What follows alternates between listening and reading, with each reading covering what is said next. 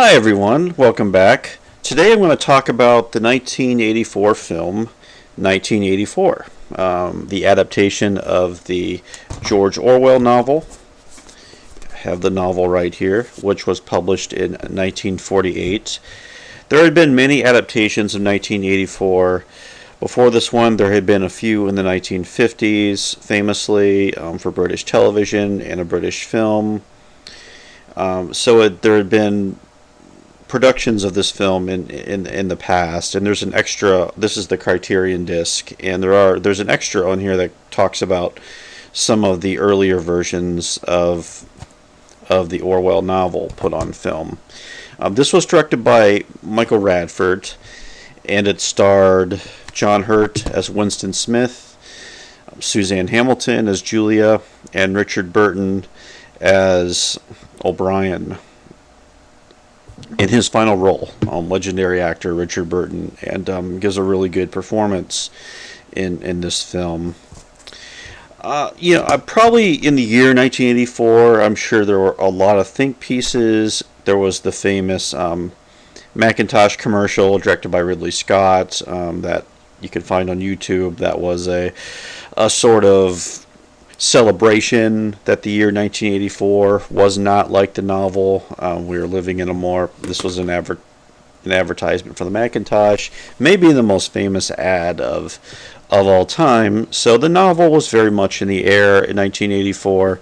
We're still the Cold War is still on, so there was resonance yet. Although we're getting further from when the novel was published, the world in some ways, at least politically, still looked similar in some ways, but also looked a lot different in some ways as well.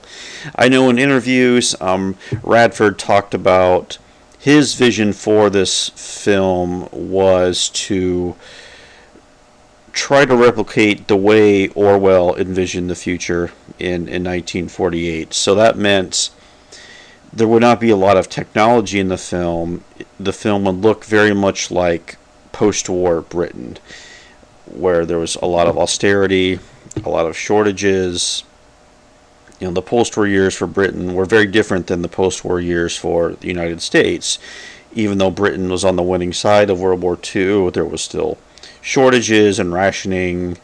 And I think Americans tend to think of the post-war years as a lot of progress and prosperity and all that after the war. So the novel really fits that vision of the way Orwell saw it at the time the book was written, when he wrote the book. And he was actually dying in very poor health as he was writing the book. So it's kind of hard to separate the book and the movie because they're so interlinked together. So I will be getting into some of the comparisons between the novel and the film, which are important to point out. Orwell's future in the book, which we also get in the film, is where it's a extremely authoritarian system in place in Britain. There's everything is under control. People's lives are under control. Famously, Big Brother is the figurehead and in charge of everything. Big Brother demands religious devotion from the people under his control. There's people being disappeared. Anyone who speaks out against the system will immediately disappear. You have surveillance everywhere, and people are always being watched, and there's cameras inside people's houses, making sure they're not doing anything subversive. Reading a book is considered to be subversive. The protagonist, Winston Smith, he is like a low-level bureaucrat in the system, and his job is to rewrite history books and revise history, as we might say. Replacing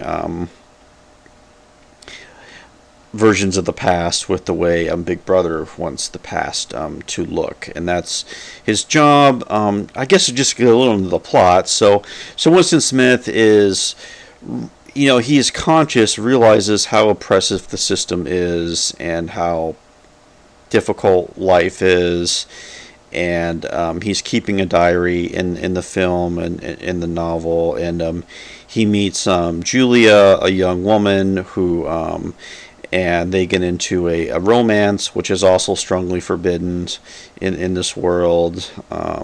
And they have a romance and are eventually caught and taken to detention, and are both put through torture. So that's a really sketch of what the story of the book is. And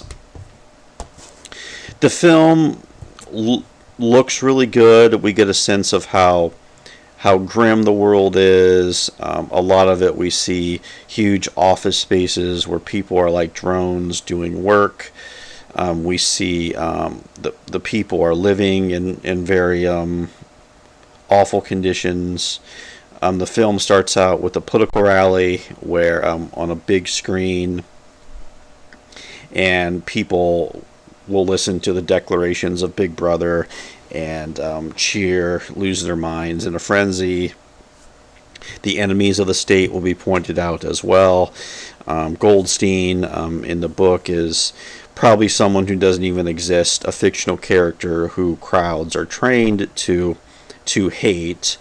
And these are hate rallies is what they are. And there's also a geopolitical situation where Oceania, there's like 3 nation states, and Oceania is constantly at war. There's this never-ending world war going on, and that's also part of it. So they're always getting news from the front lines, and whether it's true or not, who knows. But that's like the highlight of people's day, is getting together for these rallies and watching the news come in. And yeah, so the film also, I think John Hurt's performance is really good as Winston Smith. He looks like he has kind of like this gaunt features, and he looks kind of sickly himself throughout the book, throughout the film, I should say, in his performance. And Suzanne Hamilton is good as Julia in the book, in the movie, and I guess their romance, it's okay in the film and the book, and whether how that plays today, I'm not sure. And then you have Richard Burton as O'Brien, who initially presents himself as a friend to Winston, but it turns out he's been spying on Winston the whole time, and becomes his torturer, one might say. But Burton is really good in the role. One of the things, and there's been so much written about this book, it's still assigned in schools, hopefully, and it's always, the book is quoted all the time in pop culture, and especially, well, in any time in history, 1984 is always being quoted, and we look at our real world and try to compare it to what's happening in the novel. And one of the things that might date it a bit is the technology, where we live in a higher tech world now, where people are online all the time. Clearly, Orwell could not have seen that in the late 1940s, but it is interesting to think about technology and authoritarianism, and how the question of whether technology is a liberating democratic force, or whether it's not. Authoritarians can easily use technology for power. So that's one of the big differences, I think, comparing time periods now. But I think the methods described in the book and shown in the film remain very relevant. Newspeak, the manipulation of language, is important, where if you can change the way people talk, that's one thing, where you flip everything upside down. The whole idea of freedom is slavery, and those 3 mottos that are used throughout the book: war is peace, freedom is slavery, and ignorance is strength. So how you can flip the meanings of everything through the use of language and euphemisms and all that. So the manipulation of language. But also, one thing the book really hammers into, it's not just about controlling the actions of people. I mean, if people are afraid to speak out against any system, where if you do speak out, physical harm might immediately be coming for you, it's going to make people afraid. So it's in the book and the film, you get the sense where nobody wants to put out the impression that they are not in line with the system. And if so, there's almost a competition.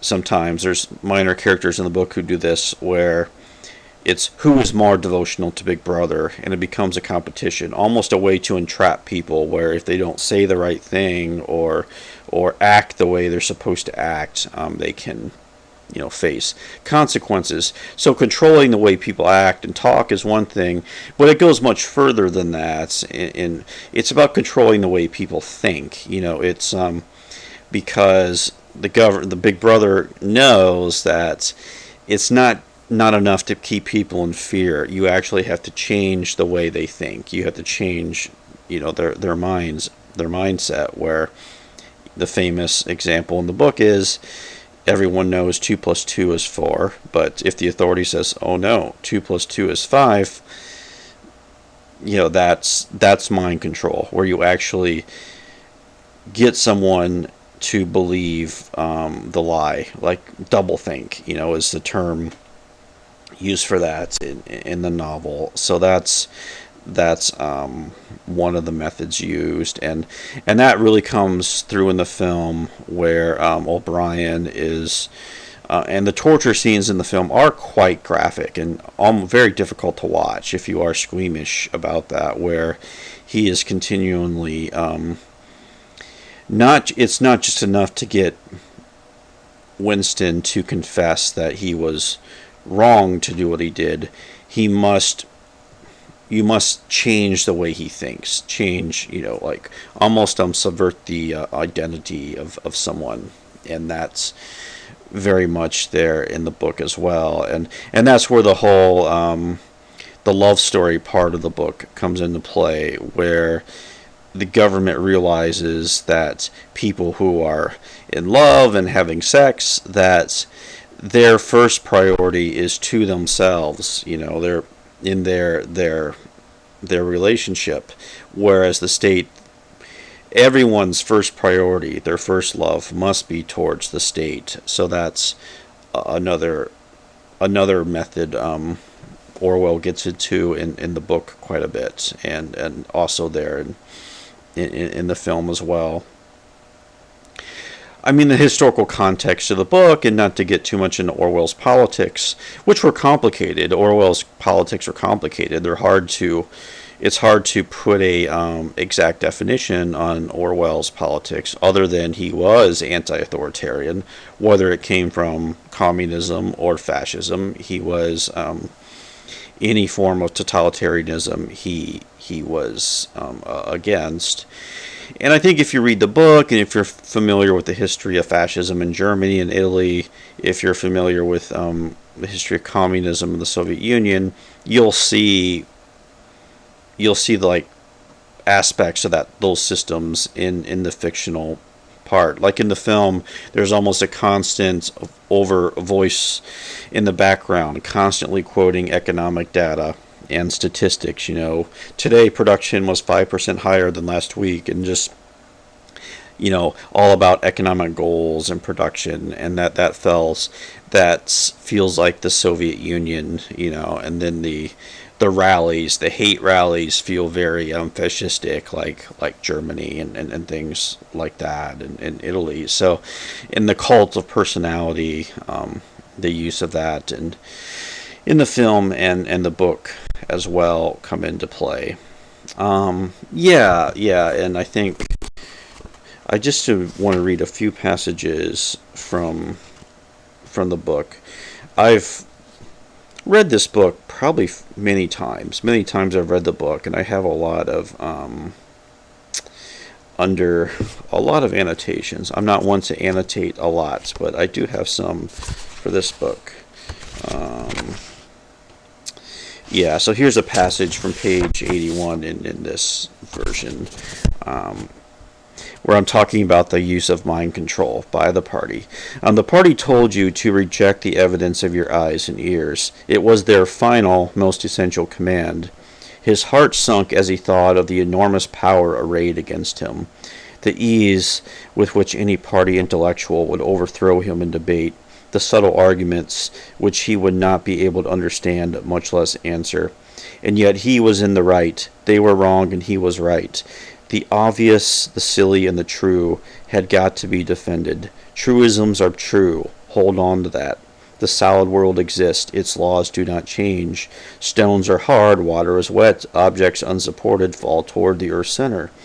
With the feeling that he was speaking to O'Brien, and also that he was setting forth an important axiom, he wrote, "Freedom is the freedom to say that 2 plus 2 make 4.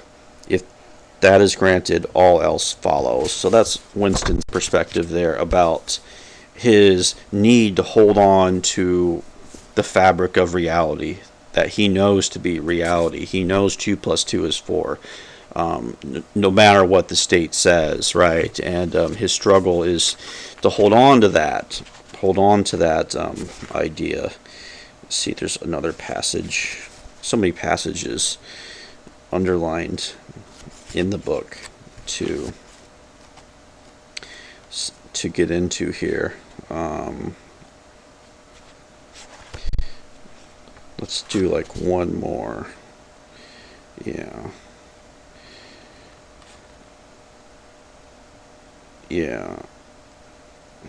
So this is with O'Brien and Winston towards the end, and Winston says, "I don't know, I don't care. Somehow you will fail. Something will defeat you. Life will defeat you." And O'Brien says, "We control life, Winston, at all its levels. You are imagining that there is something called human nature which will be outraged by what we do and will turn against us. But we create human nature. Men are infinitely malleable, right? We can shape minds. Who's going to stop us, right? Or perhaps you have returned to your old idea that the proletarians or the slaves will arise and overthrow us.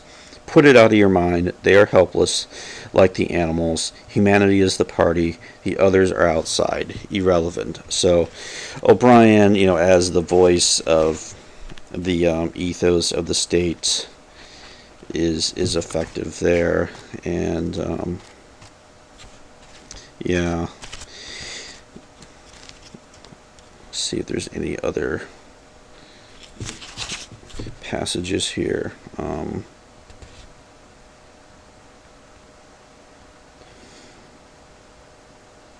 Oh yeah, this is sort of in the film, the way children are treated in the world.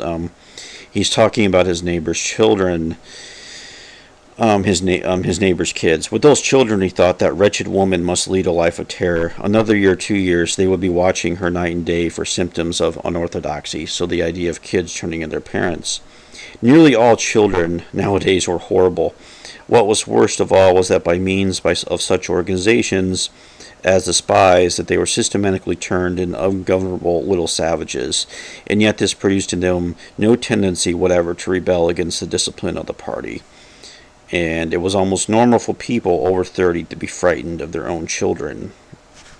Right, so that's there in the book as well.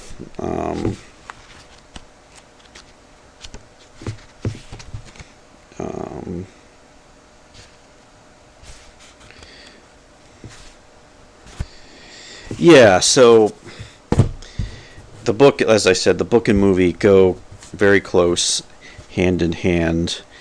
And it's interesting we haven't had a major studio adaptation of 1984 for a long time, not since 1984. The music in the film is also very good. There were actually two scores made for this film. There was a classical score by Dominic Muldowney, and then the pop group the Eurythmics had recorded a pop score, which is actually very good.